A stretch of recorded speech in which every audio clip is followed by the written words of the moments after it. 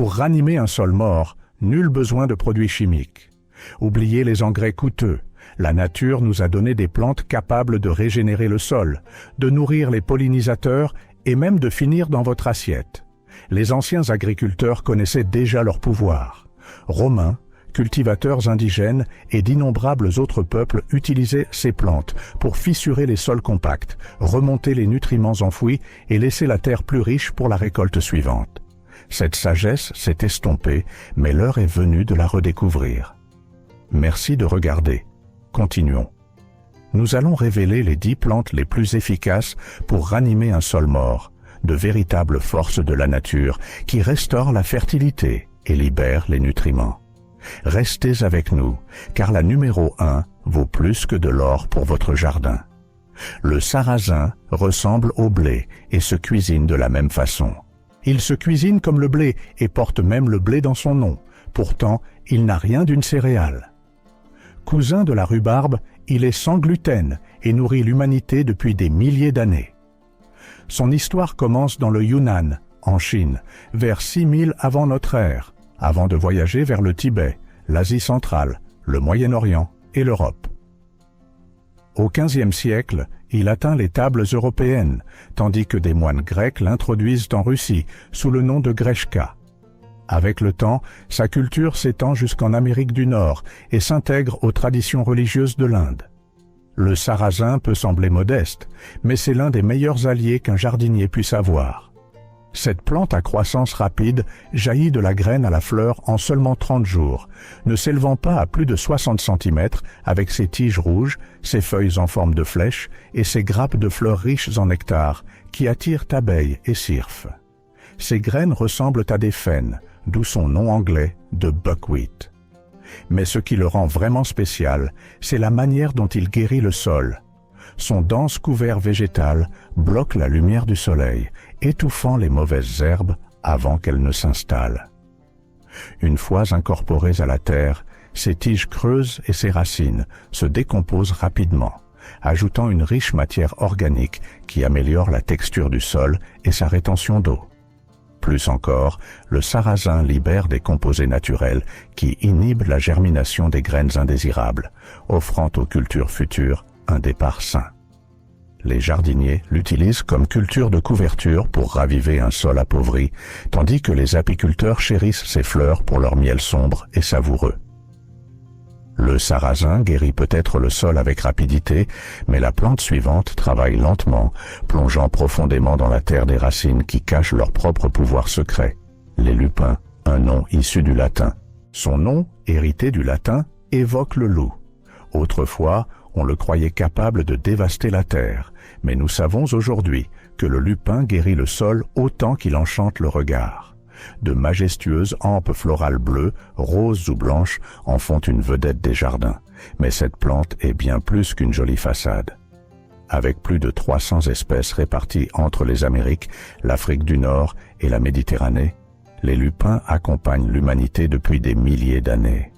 Les agriculteurs des Andes consommaient leurs graines il y a 6000 ans, et les colons romains les ont disséminées en Europe comme aliment et soutien aux cultures. Aujourd'hui encore, des graines de lupin salées sont vendues comme encas au Moyen-Orient. Pourtant, dans nos jardins, nous admirons surtout des hybrides modernes, sélectionnés pour leur couleur et leur hauteur, certains dépassant 2 mètres. Mais ce qui distingue le lupin ne se trouve pas qu'au-dessus du sol. C'est en dessous que réside son vrai pouvoir. Leurs racines abritent de minuscules bactéries capables de capter l'azote de l'air pour le transformer en nourriture pour la plante. Les lupins fertilisent donc la terre naturellement, restaurant les nutriments sans apport chimique. Leurs longues racines pivotantes s'enfoncent dans les sols durs et compactés, les fissurant pour laisser pénétrer l'air et l'eau. Sur des terres pauvres, sableuses ou acides où d'autres plantes échouent, le lupin prospère et enrichit le sol pour celles qui suivent. Les agriculteurs fauchent souvent les plantes après la floraison, laissant le feuillage se décomposer en surface. Un paillis qui réintègre la matière organique dans la terre.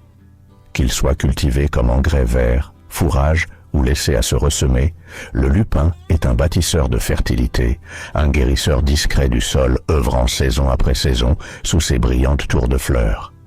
Le lupin jardin s'élance en gerbes de couleurs, mais notre prochain allié épouse le sol.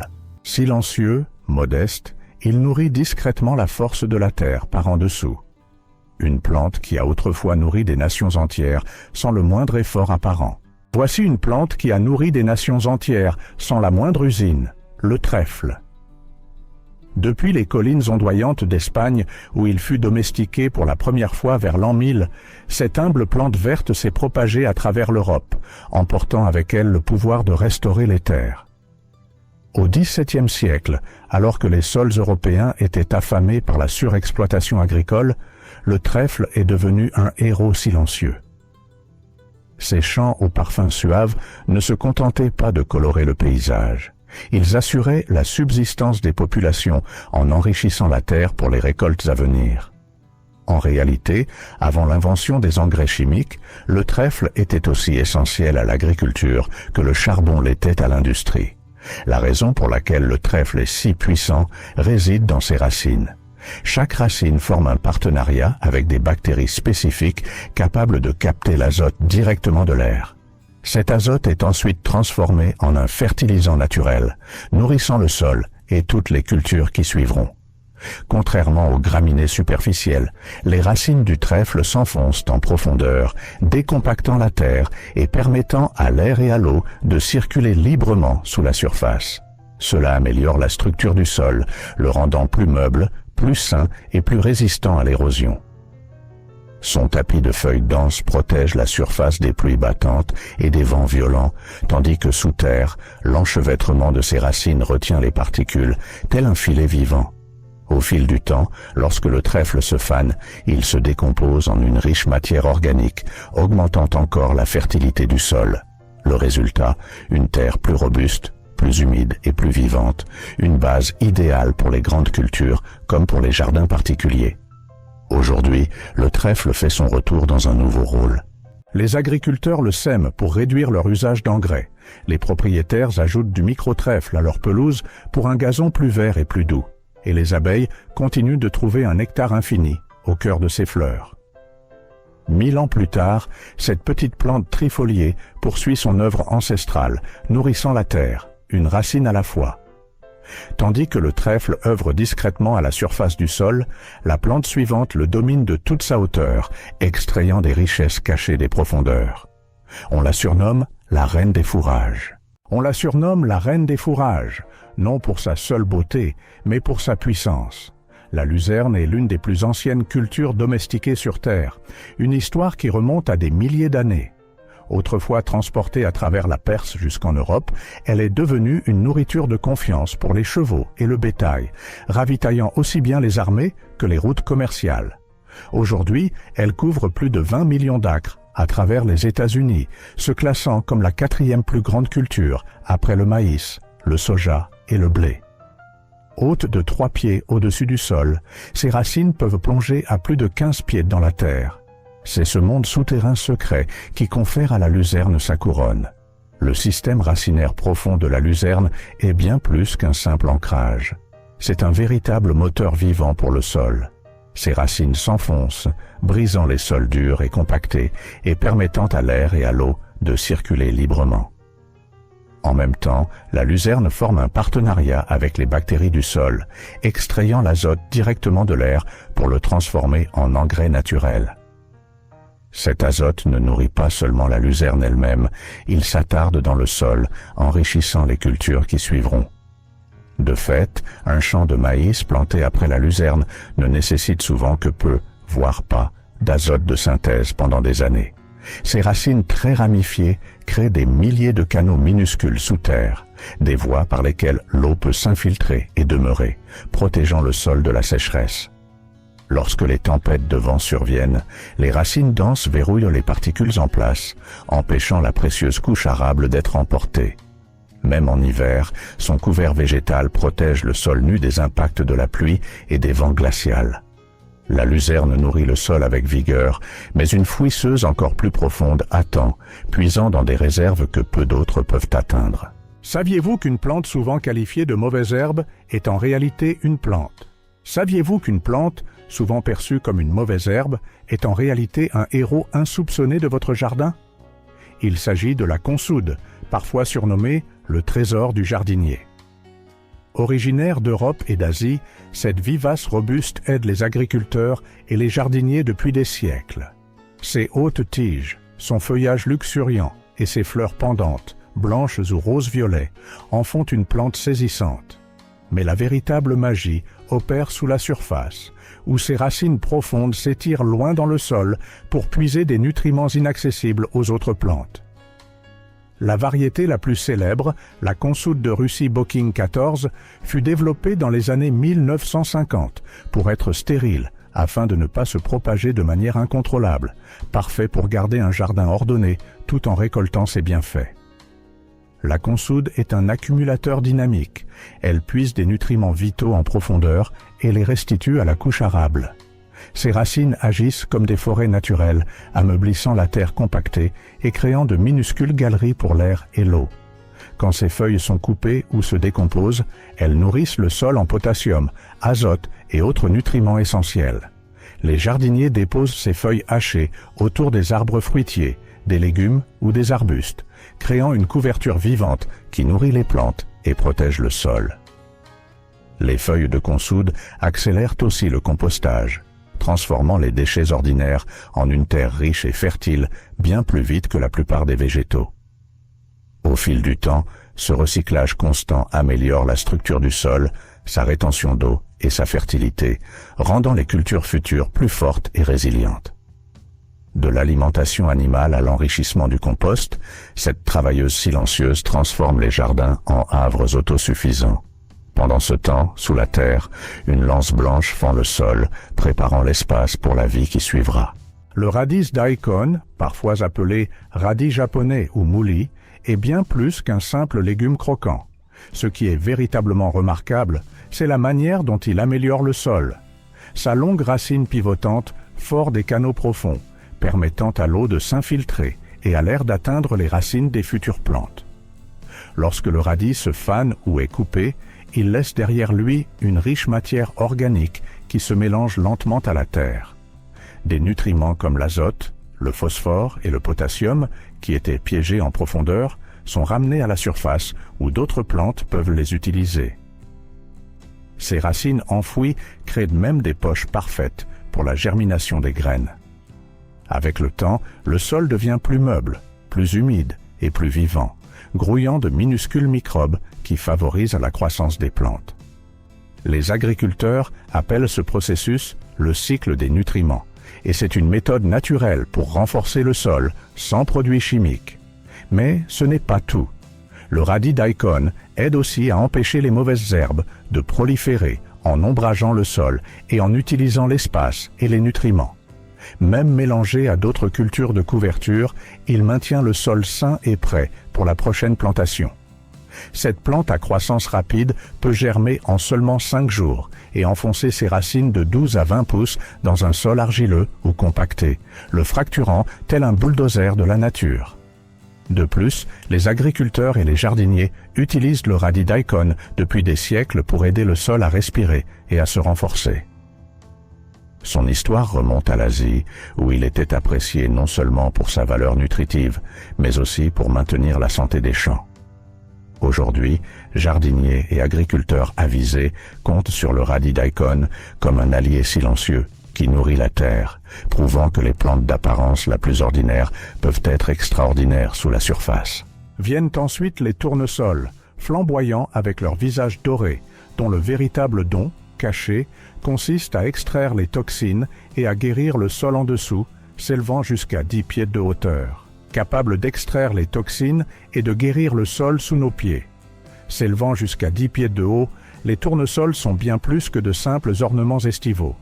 Sous la terre, leurs racines agissent comme des foreuses, brisant les sols compacts et remontant les nutriments là où d'autres plantes peuvent les utiliser. Le marché total actuel est évalué à 32,1 milliards de dollars en 2025 et devrait atteindre 39,4 milliards de dollars d'ici 2030. Mais les tournesols ne sont pas qu'une affaire de gros sous, ce sont aussi de minuscules super-héros souterrains. Leurs racines plongent profondément dans le sol, extrayant l'eau et les nutriments cachés que la plupart des plantes ne peuvent atteindre. Ces longues racines pivotantes agissent comme des ascenseurs, ramenant des trésors des profondeurs pour nourrir les autres végétaux. À mesure que les racines grandissent, elles ameublissent naturellement les sols durs, permettant à l'air, à l'eau et aux racines des cultures futures de circuler librement. De plus, les tournesols maintiennent la cohésion du sol, prévenant l'érosion, et lorsque leurs racines et leurs tiges se décomposent, ils ajoutent une riche matière organique qui nourrit les microbes utiles. Avec le temps, le sol devient plus meuble, plus humide et plus vivant, rendant tout ce qui y est planté par la suite plus vigoureux. Mais les tournesols ne font pas que régénérer la terre. Ils jouent un rôle dans l'équilibre de l'écosystème. Leur hauteur fait de l'ombre aux mauvaises herbes et protège les jeunes plants du soleil intense et du vent. Les abeilles, les pollinisateurs et d'autres insectes adorent leurs fleurs éclatantes, ce qui contribue à la santé de tout l'écosystème. Même la faune, comme les cerfs et le gibier à plumes, trouve refuge parmi les rangées de tournesols, transformant le champ en un lieu animé et équilibré. Mais où cette histoire a-t-elle commencé ? Les tournesols aident les agriculteurs depuis des siècles. Originaires d'Amérique du Nord, ils furent d'abord cultivés par les peuples autochtones pour leur alimentation, leur huile et même comme remède.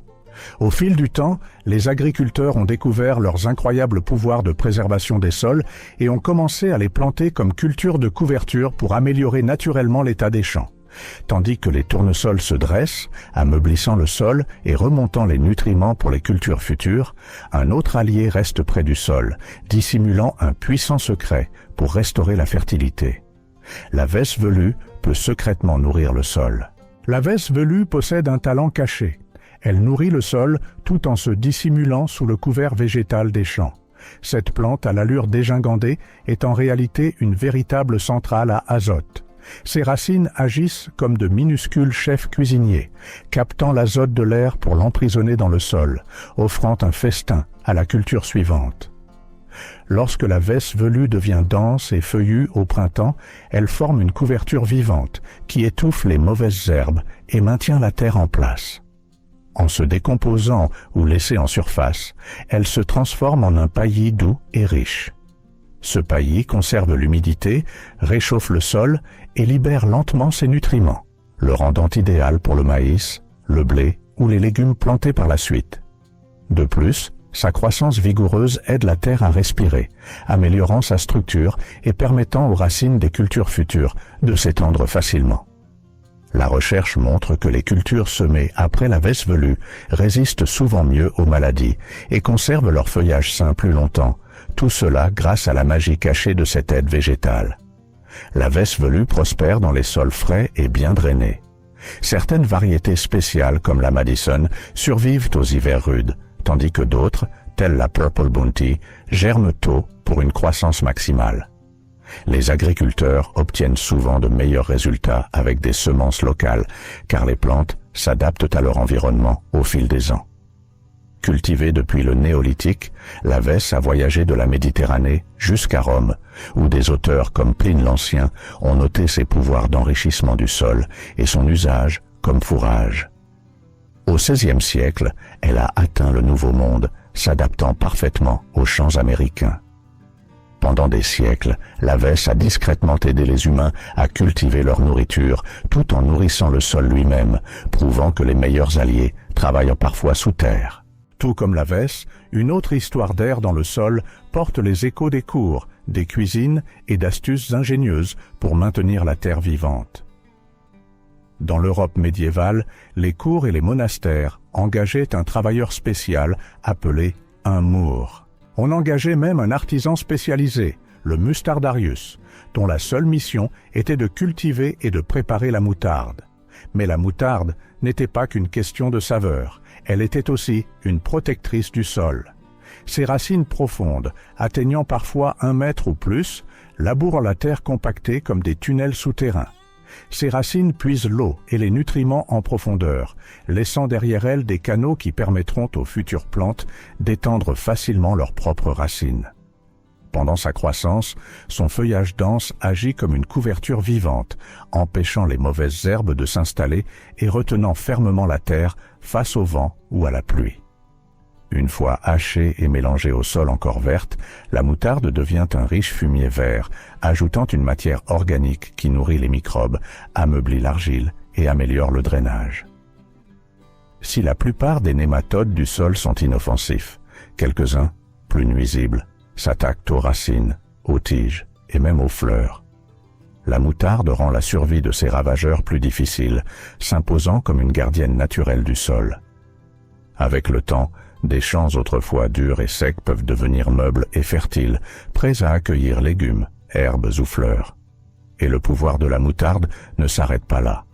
Elle peut même aider à nettoyer les sols pollués en extrayant des toxines comme les métaux lourds par un processus appelé phytorémédiation. La véritable puissance de la moutarde réside dans sa rapidité, atteignant sa maturité en 80 à 95 jours, et ses racines pivotantes peuvent chercher l'eau jusqu'à 1,50 m sous la surface en conditions sèches. Ces feuilles contiennent des composés naturels qui repoussent les nuisibles comme les pucerons et les pierrites du chou, offrant une protection supplémentaire sans produits chimiques. Les feuilles de moutarde trouvent leurs origines dans les cultures anciennes d'Asie, notamment en Inde et en Chine, où elles étaient prisées comme aliment et comme remède. À l'époque romaine, elles s'étaient répandues dans toute l'Europe, appréciées non seulement pour leur saveur piquante, mais aussi pour leur capacité à enrichir le sol. Des siècles plus tard, elles traversèrent l'Atlantique pour les Amériques, où les agriculteurs les adoptèrent à la fois comme culture et comme protecteurs naturels des sols.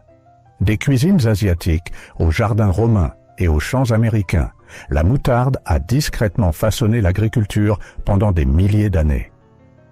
Dernier de notre liste, un humble héros qui a nourri les champs et le bétail pendant des siècles, laissant son héritage des prairies d'Europe jusqu'au pâturage lointain.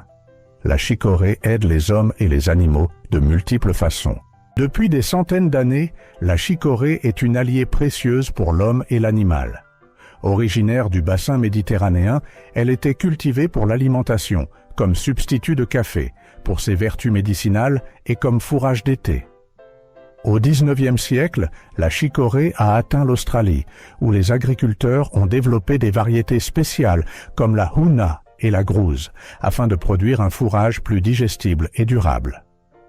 Des jardins romains au pâturage moderne, cette plante a discrètement joué un rôle essentiel dans l'alimentation du bétail et, plus important encore, dans l'amélioration des sols. Mais sous ces magnifiques fleurs d'un bleu pâle se cache le véritable super-pouvoir de la chicorée. Sa longue racine pivotante s'enfonce profondément dans la terre, ameublissant les sols compactés comme une minuscule charrue naturelle. Ces racines puisent l'eau et les nutriments en profondeur, créant des galeries qui aident les nouvelles cultures à se fortifier et à s'hydrater abondamment. À mesure que la plante s'étend, ses feuilles couvrent le sol, retenant l'humidité, étouffant les mauvaises herbes et gardant la terre meuble. Une fois hachée ou incorporée au sol, la chicorée ajoute une matière organique qui nourrit les microbes, allège l'argile et améliore le drainage. Même les sols les plus récalcitrants, qu'ils soient humides ou durs, peuvent devenir fertiles et riches. Ses racines réduisent l'érosion sur les pentes et sa présence favorise l'épanouissement des plantes voisines. Pour les moutons et les agneaux, la chicorée offre une alimentation riche en protéines tout en réduisant naturellement les problèmes de vers grâce à ses propriétés particulières. Saison après saison, la chicorée œuvre discrètement, en surface comme en profondeur, nourrissant le bétail, les pollinisateurs et renforçant le sol. Une alliée finale parfaite dans notre liste de plantes qui prouve qu'une terre peut renaître. De la puissance antiparasitaire naturelle de la moutarde aux racines profondes de la chicorée, du travail de bulldozer souterrain, du daikon au cycle des nutriments du tournesol, ces plantes démontrent que le sol n'est pas inerte.